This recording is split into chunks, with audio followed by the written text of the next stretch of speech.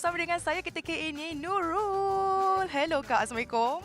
Waalaikumsalam warahmatullahi. Macam ni perkembangan terbaru? Perkembangannya semakin berkembang nampak ni. Alhamdulillah semuanya okey. Sekarang ni boleh dikatakan fasa untuk saya berehat Disember nanti, dan tahun depan ada lagu baru dan juga beberapa perancangan baru untuk karier seni saya lah sebagai penyanyi, insyaAllah.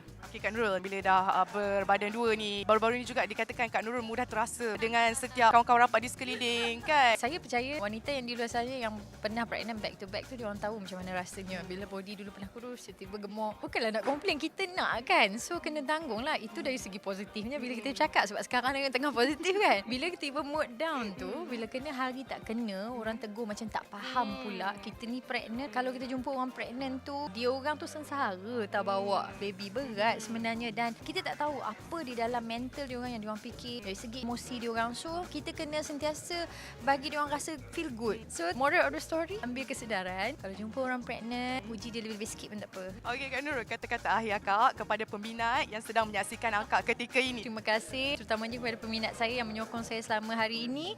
Tunggu tahun depan, insyaAllah. Doakan je lah yang terbaik dan semoganya apa yang saya rancangkan berjalan dengan lancar. Saya perlukan doa anda semua. Terima kasih. Okey.